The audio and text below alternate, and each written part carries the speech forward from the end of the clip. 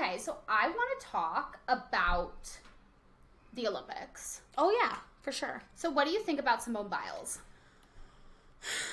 It's tough because I'm really trying to not be closed-minded about it. Mm-hmm. Because, it came to light that, she couldn't take her medication because of Tokyo restrictions or... Yeah, okay, I'll get into that because I researched it, yeah. Yeah, whatever the case may be. Part of me is like, you signed up to be an athlete. Mm-hmm. And being an athlete's your job. Mm-hmm. And here's my thing, is my job, I can maybe take, like, a sick day for, like, a mental health day if I'm having a crisis or something. But I have to go to work. Yeah. And if I don't go to work because I'm having a mental crisis, I get fired from my job. Right. So it must be nice to sort of have that luxury that, I don't want to say the luxury of being able to have a mental health crisis because... And still get paid $6 million a year. And still get paid $6 million a year because she obviously was going through something, especially if she's not taking the medication she usually takes. I mean, obviously the weight of the world is on your shoulders. Right. I can't understand that pressure because it's never happened to me before, but I can sympathize with that pressure. Mm-hmm. But from a logistic point of view, I'm looking at it as a job. And I can't take off my job for mental health days because I don't feel well. Yeah. So I feel like it is a luxury that she gets to do that. Mm-hmm. But with that being said, obviously I wish her nothing but the best. I hope that she's not, obviously having like a huge mental breakdown, X, Y, and Z. Mm-hmm. I also just like... My thing, and we watched her on Dancing with the Stars, and obviously it's reality TV, so I don't know Simone Biles, I don't pretend to know Simone Biles, but she always rubbed me the wrong way. Yeah.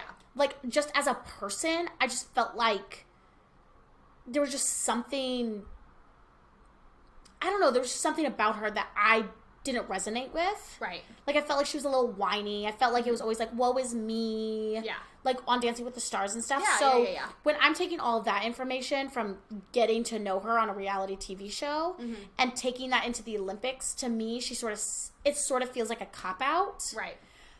But then when you put in the mental health and she's not on her medication and X, Y, and Z, it's like I'm trying to be sympathetic to that. Yeah, because that's how I was at first. Like, when I first heard, like, the only information I had at the very beginning was she fucked up on one of her routines and then she dropped out or whatever of all the other events. Exactly. And automatically, I was like, oh, she fucked up, so now she's butthurt. Yeah. That's honestly where my mind went first because I'm with you. Like, on Dancing with the Stars, like, I don't know, like, I didn't really love her personality. Like, yeah. But then you kind of have to take into the consideration, like, she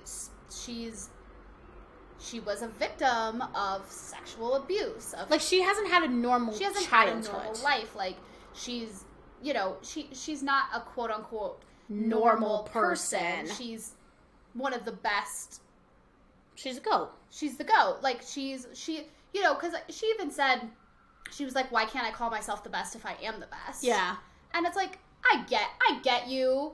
But still, like there has to be a little bit of, like, humbleness. And yeah. she did seem to get, like, butthurt when, like, she didn't get the score she wanted.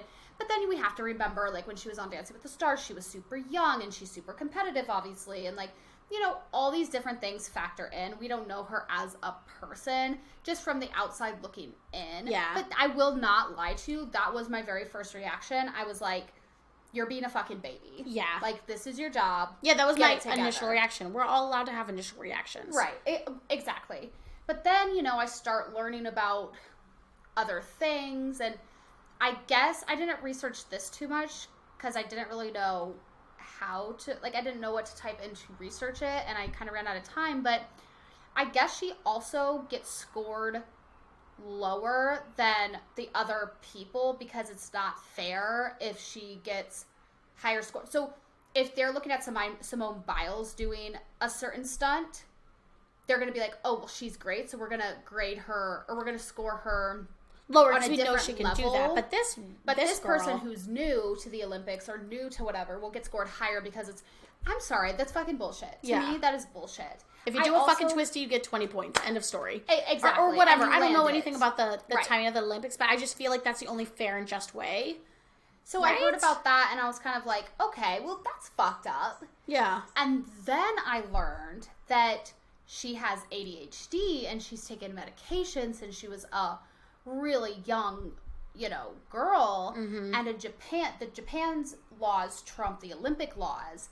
And so she wasn't allowed to take her ADHD medication because They don't allow Ritalin or whatever she's on isn't a drug that's legally allowed in Japan. And so she had to go off her medication. If you go off your medication, you're fucked. Yeah, you crazy. Especially if it's been in your system for so long and you've been taking it. And ADHD, like, what she's taking helps her focus. Exactly. Maybe Japan looks at that as, a... almost like a steroid or an enhancement drug. Exactly. But obviously that's not what it is to her. That just... She needs that drug. Well, because when she didn't nail that initial first... whatever, I can't remember what thing it was. Yeah. Supposedly she got vertigo in the air and she it's was called like the twisties. Yeah, and she got like disoriented and she didn't know where she was, and so when she landed, she didn't land right because she literally was just like she didn't know up from down. Right, because so I looked it up. The twisties happen to gymnasts when they are in the middle of a routine or something causes them to lose awareness of where they are in the routine and their relation to the ground. Yeah. Which makes fucking sense. Like, you're doing a million flips in the fucking air in like 2.3 seconds. Like, how could you possibly know where you are?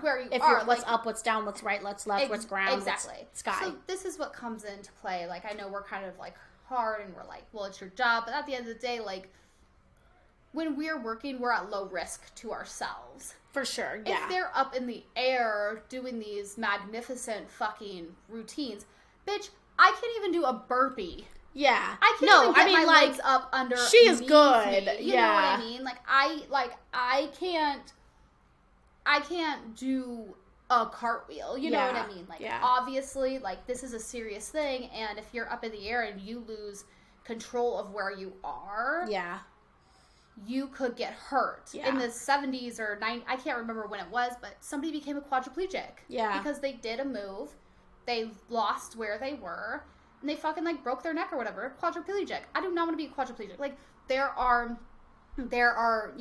scary things that could happen with of course. her, with her doing these stunts if she's not in the mental right headspace. So I've kind of changed my view, like, I definitely have. Oh, and what I was saying, what this whole situation made me realize, and what I usually have to, like, remind myself of is because I get super defensive really fast, and I get super, like, I think I'm a pretty open-minded person, but it always takes me a second. Yeah, I feel like I'm an open-minded person, but I'm quick to judgment. But exactly. And that's exactly how I feel, because, I'm very open-minded, but in a split second, I'm like, I literally am training my brain not to be so snappy because, like I said, at first I was like, fuck Simone Biles. Yeah. She fucked up and now she's being a whiny little bitch. Yep. And she's, she's not doing the competition because she's embarrassed. She fucked up and she's embarrassed. Yeah. That is where my mind went. That obviously is a reflection on what I guess, like, I would feel like if I was in that situation. You know what I mean? Like, that stems from, like, my own insecurities. Yeah. But then, I took a second and I was like, okay, I need to know what happened. Yeah. And then I, read about her ADHD and I read about the twisties and, then I realized, like, oh, yeah, I can't even fucking do a cartwheel. This bitch is doing triple double axles, eagle wing flying shit, you know what I mean? Yeah. And being all crazy, she could hurt herself. Yeah. Like, she's doing some amazing shit out there, and she could hurt herself. Yeah. And, like, you have to be mentally aware of that. And, and all of that stuff. So I had to take a step back and then open my mind in that situation and then be like, okay, there's not one side to every story. There's not two sides to every story. There's literally a spider web of stories, and you kind of have to, take what you can from each. Take what you can from every single aspect and put together your own opinion. And my opinion is, I think at the end of the day, she did what was needed, because I even heard and I don't know if this is true, but I even heard that if she did compete, it would have brought down everybody else's scores because she would get judged harder. Exactly. Which, that has nothing to do with Simone Biles. And everything to do with how fucked up the judging of the Olympics is. Exactly. Also, fun fact about the Olympics. Okay, tell me. First, I was going to say, did you hear about the European Handball Federation, about how Pink was going to pay for their fines because they said... because they wore the long pants. They wore the long pants. Mm-hmm. Just a quick note. I think that's so fucked up. Mm-hmm. I think that's so fucked up. I agree. Wear what you fucking want to wear. I don't care if you're wearing some baggy ass fucking shorts. Yep. I know they want to look uniform and all that stuff, and maybe I don't know too much about like whatever, but I don't think wearing little booty shorts that are skin tight are going to, because I saw a meme too that was like, you know, when you're growing up, you show a shoulder, a girl shows a shoulder and you're expelled from school. Yeah. But then you're fined for not wearing booty shorts with your ass cheeks hanging out. Exactly. And little sports bras and stuff. I mean, like, you can play volleyball in shorts, like in actual shorts. Yeah. You can. I read it's something just that usually they don't, because like the tinier they wear their stuff, like the less sand gets inside of their like shorts or something. I don't know what it is. Wear whatever makes you feel comfortable. Those guys were wearing skin tight pants. Yeah. Those girls or whatever. Right.